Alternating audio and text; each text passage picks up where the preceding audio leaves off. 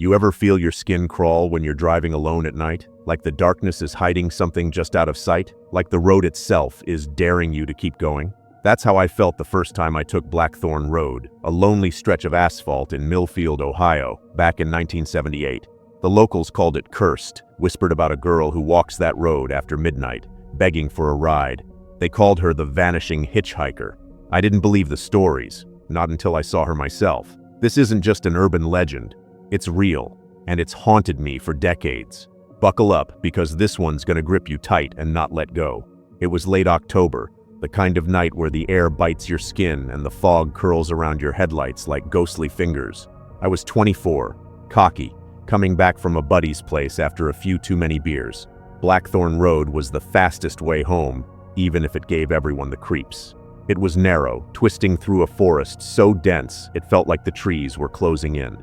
No streetlights, no houses, just you and the road. The radio was spitting static, and I was humming to keep my nerves steady when I saw her. She was standing on the shoulder, half hidden by the fog. A girl, maybe 19, pale as death itself. Her dark hair was soaked, clinging to her face like she'd been caught in a storm. She wore a thin blue dress, way too flimsy for the cold, and her arms were wrapped around herself, trembling. But it was her eyes that stopped me, wide, desperate, like she was running from something. My headlights caught her just as she raised a shaky hand, waving me down. I slowed, heart thumping. Every instinct screamed to keep driving, but she looked so helpless, so alone. I pulled over, gravel crunching under my tires, and rolled down the window. The air that rushed in was icy, heavier than it should have been. "You okay?" I called, my voice louder than I meant. She didn't answer right away, just stared, her eyes locking onto mine. They were too bright, almost glowing in the dark. "Can you take me home?" she said finally, her voice soft, like it was carried on the wind. "It's not far." Something about her tone made my stomach twist, but I couldn't just leave her out here. Not in the middle of nowhere, not looking like that. "Sure," I said, forcing a smile. "Hop in." She moved slowly, like she was gliding, and climbed into the passenger seat. The door clicked shut, and I noticed she didn't touch the seatbelt, didn't even look at it. Her hands just rested in her lap, fingers twisting the hem of her dress. Up close, she was even paler, her skin almost translucent.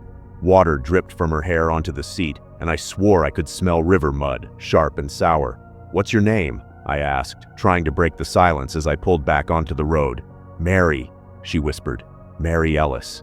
Her voice was so faint I had to strain to hear it, like it was coming from somewhere deep inside her. "Where's home, Mary?" I kept my eyes on the road, but I could feel her staring at me, unblinking. "Past the old bridge," she said. "You'll know it when you see it." I knew the bridge she meant. A rickety wooden thing over the Blackthorn River, half rotted and abandoned. Nobody used it anymore, not since the new highway went up. It was about a mile ahead, and the closer we got, the colder the car felt. My breath fogged up, even with the heater blasting. I glanced at Mary, but she didn't seem to notice. She just sat there, staring straight ahead, her face blank, like she was seeing something I couldn't. The silence was suffocating, so I tried talking. "You live out here long?" Dumb question, but I needed to fill the void. She didn't answer, just pointed a trembling finger toward the bridge, now looming in my headlights. It looked worse than I remembered.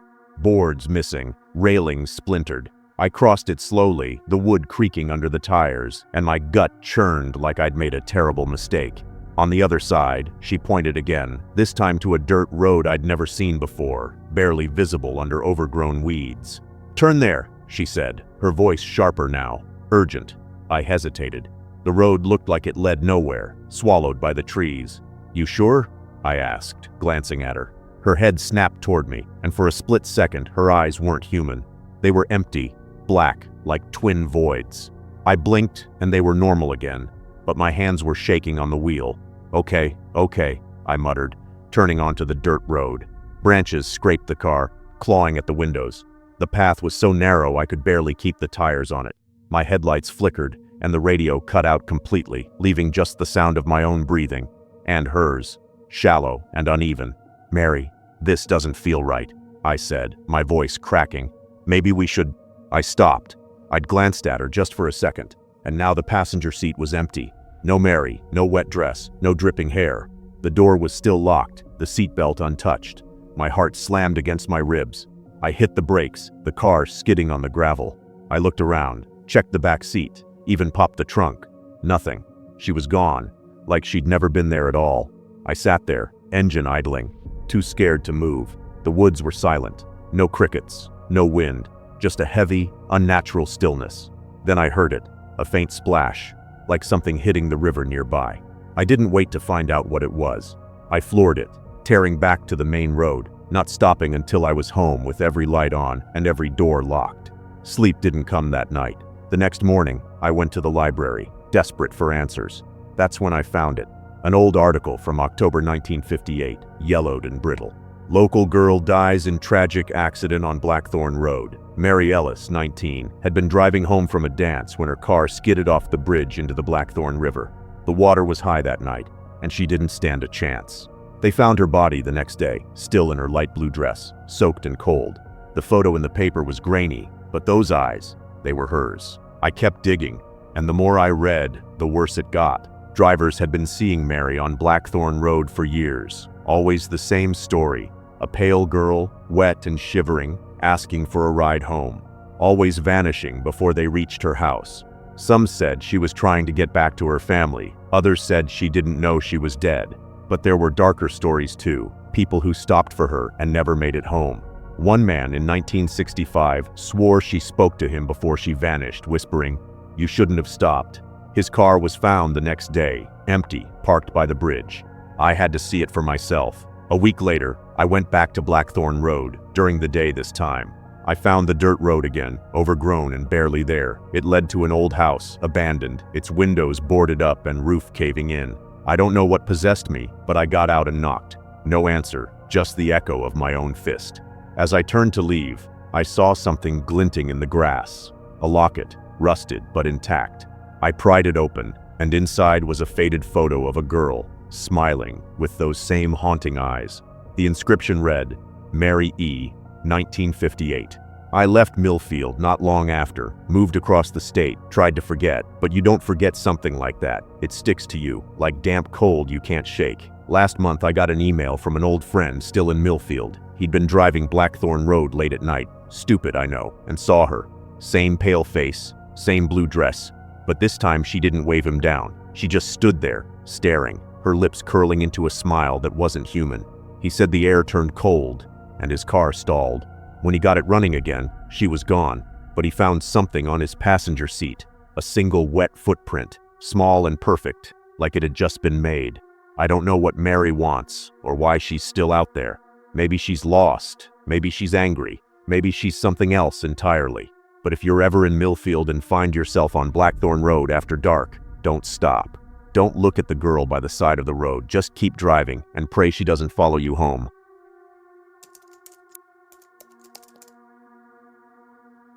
I was 22, fresh out of college, living in a small rental house on the edge of Belleville. It was a quiet suburb, kids riding bikes, neighbors grilling on weekends. The kind of place where you felt safe leaving your door unlocked. But at night, my little house felt too big, too empty. The windows rattled in the wind, and the streetlights flickered like they were on their last breath. I'd laugh off the unease, tell myself it was just the newness of living alone. That is, until the knocking started. It was a Thursday, just past midnight. I was sprawled on the couch, half dozing to late-night TV static, when it came. 3 sharp, deliberate knocks on the front door. Knock, knock, knock. My eyes snapped open, heart kicking into overdrive. Who the hell would be out there this late? I sat frozen, waiting, hoping it was a mistake. Then it came again, louder, more insistent. Knock, knock, knock. Each one hit like a hammer, echoing through the house. I slid off the couch, crouching low, and crept to the living room window. My hands shook as I parted the curtains, just a sliver. The porch was empty. No car in the driveway, no figure on the sidewalk. Just the dim glow of the streetlight cutting through the dark. I checked the back door, the kitchen windows, even the basement stairs. Nothing. My pulse was still racing, but I told myself it was probably kids pulling a prank. Small town boredom, right? I triple-checked the locks and went to bed, though sleep didn't come easy. The next night, it happened again. Same time, same rhythm. 3 knocks, sharp and cold. Knock, knock, knock. This time, I didn't get up. I stayed in bed, blankets pulled tight, telling myself to ignore it. But the silence after the knocks was worse. Thick, heavy, like the air itself was holding its breath. My phone sat on the nightstand, but who was I going to call? My mom? 2 states away? I felt stupid even thinking about it. Still, I didn't sleep much that night either.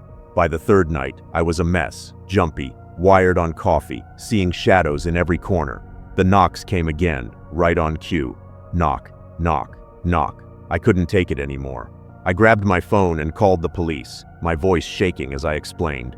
2 officers showed up 20 minutes later, flashlights sweeping the yard. They found nothing. No footprints, no tire tracks, no sign anyone had been there. Probably just a prank, one of them said, but his partner wouldn't meet my eyes. They left, and I felt more alone than ever. Night 4, I was done playing scared. I stayed up, lights blazing, a baseball bat propped against the couch. I wasn't going to let some punk kids, or whatever this was, win. Midnight rolled around, and like clockwork, the knocks started. Knock, knock, knock. But this time, they didn't stop. Knock, knock, knock, knock. Faster, harder, like someone was pounding with both fists, desperate to get in. The door rattled in its frame, and I backed away, bat gripped so tight my knuckles burned. My mouth was dry, my heart slamming so hard I thought I'd pass out. Then, just as suddenly, it stopped. Silence. But it wasn't peaceful. It was wrong, like the calm before a storm. I didn't move for what felt like hours, just stared at the door, waiting for it to burst open. When the sun finally rose, I checked the porch. My stomach dropped. There were scratches on the door, deep, jagged marks, like someone had clawed at the wood with bare hands. They hadn't been there yesterday. I touched them, half expecting the door to feel alive, and my fingers came away clean. No splinters, no paint chips, just those raw, angry grooves. I couldn't stay in that house another night. I packed a bag and went to my neighbor, Mrs. Hargrove, an old widow who'd lived in Belleville forever. She was tough as nails, not the type to spook easy, but when I told her about the knocking, her face went gray. "You didn't open the door, did you?" she asked, her voice barely above a whisper. "No," I said, confused. "Why? What's going on?" She sat me down, poured me tea I didn't drink, and told me about 1967. A man named Thomas Reed lived in my house. Quiet, kept to himself, worked at the local hardware store. One night, just past midnight, someone knocked on his door. A stranger, young guy, said his car broke down and he needed to use the phone. Thomas, being a decent guy, let him in. The next morning, neighbors found Thomas dead in his kitchen, stabbed 37 times. The stranger was gone. No name, no trace, no motive. The police never caught him, but every few years, the knocking would start again, always at midnight, always at that house. And the people who opened the door, they didn't live to tell about it. I stared at her, waiting for the punchline. "You're serious?" I said, my voice cracking. She nodded, eyes distant. "My sister lived here in '74, heard the knocks for weeks. One night," she answered. "They found her the next day, same as Thomas. No one ever saw who did it." I felt sick. "Why didn't anyone tell me?" "Folks don't like to talk about it," she said. "Bad for property values." I didn't go back to the house that day. I crashed at a friend's place, jumping at every sound, seeing those scratches in my mind every time I closed my eyes. The knocking stopped, and for a while, I thought it was over. Then, a month later, Mrs. Hargrove called me. Her voice was thin, trembling. "It's happening again," she said. "At your house. I hear it every night, same as before." I didn't want to go back, but I had to know. I drove to the house at noon, figuring daylight would keep me safe. The air felt wrong, too still, too cold for June. The scratches on the door were still there, but now there was something else. A single handprint, smudged in what looked like dirt, pressed against the window. It was too big to be mine, too defined to be random. I got my stuff and left, never looking back. I broke the lease, ate the penalty, and moved to a new town. Years later, I found an online forum where people shared stories about Belleville. A woman in 1992 heard knocking for weeks, then found a knife stuck in her door, blade buried deep. A man in 2004 swore he saw a figure outside his window, just standing there, knocking, but when he checked, the yard was empty. Every story led back to that house, to Thomas Reed, to the stranger who vanished. Some said it was his ghost, others said it was something worse, something that picks a house and doesn't let go. I tried to move on, to forget, but last year I had to drive through Belleville for work. I took the long way, avoiding my old street, but curiosity got the better of me.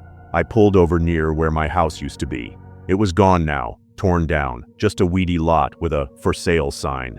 I sat in my car, watching the empty space, and then I heard it. 3 faint knocks, coming from nowhere. Knock, knock, knock.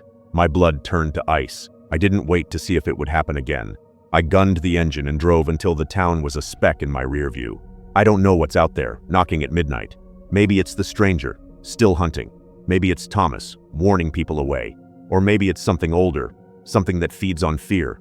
All I know is, if you hear 3 knocks after dark, don't answer. Don't look. Lock your doors and pray it moves on, because some things don't stop until they're let in. I was 18, just graduated high school, living for the summer before college. Me and my friends, Jake, Sarah, and Mike, were obsessed with camping in the Shenandoah woods. Nothing fancy. A couple of tents, a cooler of beer, and a fire to keep us warm. We'd heard the rumors about the Watcher, a figure that supposedly lurked in the trees, silent, never attacking, just watching. Old-timers swore it was real, but we laughed it off. Ghost stories were for kids, not us. That was before our last trip, the one that changed everything. It was a muggy July night, the air so thick you could chew it. We hiked a mile into the woods to our favorite clearing, a flat spot surrounded by towering pines that blocked out the stars. We set up camp, cracked open some beers, and started swapping dumb stories to pass the time. The fire was crackling, casting long shadows that danced across the trees, and for a while, it felt like any other night. Then Sarah stopped talking mid-sentence, her face going pale. "You guys hear that?" she whispered, her voice barely audible over the crickets. We went quiet, straining to listen. Nothing, just the usual hum of the woods. "You're freaking yourself out," Jake teased, but I caught the way his eyes flicked to the darkness beyond the firelight. Sarah didn't laugh. She hugged her knees, staring into the trees like she expected something to step out. We tried to keep the vibe light, but the air felt different now, heavier, like the woods were holding their breath. Around 1 a.m., I volunteered to grab more firewood from the pile we'd stacked a few yards away. The moment I stepped out of the fire's glow, that prickling hit me. Hard, it was like a weight on my chest, a certainty that someone or something was watching me. I froze, scanning the trees, my flashlight beam shaking in my hand. The woods were still, too still, the kind of quiet that screams danger. Then I saw it, a shape, tall and thin, standing maybe 20 feet away, just at the edge of the light. It didn't move, didn't make a sound, just stood there, its head tilted slightly, like it was studying me. My breath caught in my throat. I blinked, and it was gone, like it had melted into the trees. My heart was pounding so loud I thought it had burst, but I told myself it was just the shadows, the beer messing with my head. I grabbed the wood and hurried back, avoiding the other's eyes. I didn't say a word, didn't want to sound like a coward. But when I sat down, Sarah grabbed my arm, her nails digging in. "You saw it, didn't you?" she hissed. Her face was white, her eyes wide with fear. I nodded, barely able to speak.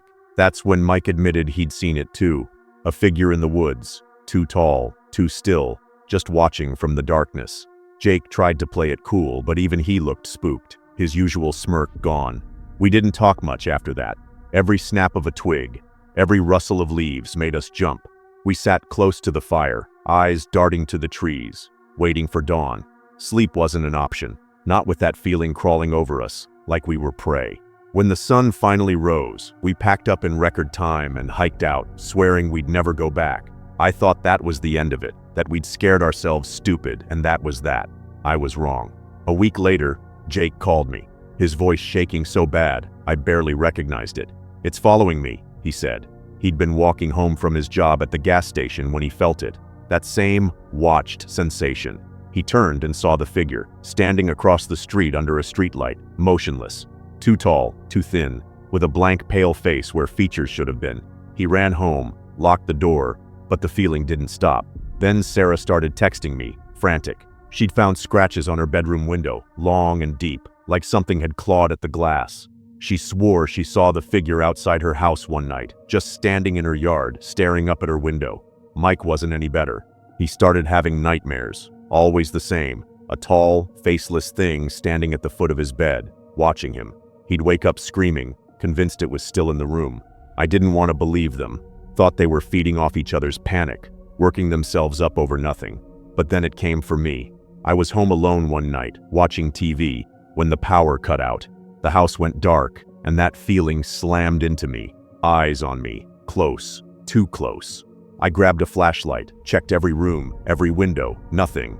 But when I looked out the back door, I saw it, standing at the edge of my yard, half hidden by the trees. It was taller than any man, its limbs bent at wrong angles, its face just a smooth, pale oval. No eyes, no mouth, but I knew it was looking at me. I stumbled back, heart hammering, and locked myself in my room. I didn't sleep, didn't move until morning. When I checked the yard, there were marks in the grass, long dragged lines like something heavy had paced back and forth all night. I couldn't stay in that house anymore. I started crashing with friends, avoiding the woods, avoiding the dark. But the feeling never left, like it was always there, just out of sight. Desperate for answers, I went to the library, digging through old newspapers and town records. That's when I found it. A story from 1942, buried in the archives. Local hiker vanishes in Shenandoah woods. Henry Gale, 32, went missing during a solo trip. Search parties combed the area for weeks, but found nothing except his journal, half buried under a tree. The pages were filled with frantic scribbles. "It's in the trees. It won't stop watching. It's not human." The last entry was just one word, scrawled in shaky handwriting: "Run." Henry was never found, but the sightings started soon after. Campers, hikers, even kids playing near the woods reported seeing a tall, silent figure watching them from the trees. It never spoke, never attacked, just watched, like it was waiting for something. Some said it was Henry, twisted by whatever he'd found in those woods. Others said it was older, something that lived there long before the town was built, something that claimed the woods as its own. The stories kept coming. A hiker in 1976 swore he saw it standing over his tent, so close he could hear its breathing. A teenager in 1995 found claw marks on her car after camping, deep enough to tear through metal. Every account was the same: a tall, faceless thing that watched, followed, and never let go. The locals had a rule: if you felt eyes on you in the Shenandoah woods, you didn't look, didn't run. You just walked away, head down, and prayed it didn't follow. I left Elkton for college, then moved across the country, trying to outrun the memory, but it's still with me. I can't walk past a forest without feeling it, can't sleep without checking the windows. Last year, I went back to Elkton for a friend's wedding. I avoided the woods, stuck to the main roads, but one night, I had to drive past the old trailhead.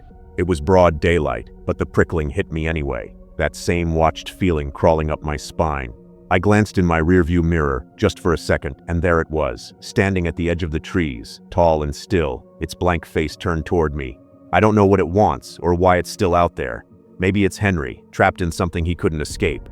Maybe it's something else, something that's always been there, waiting for people to wander too close.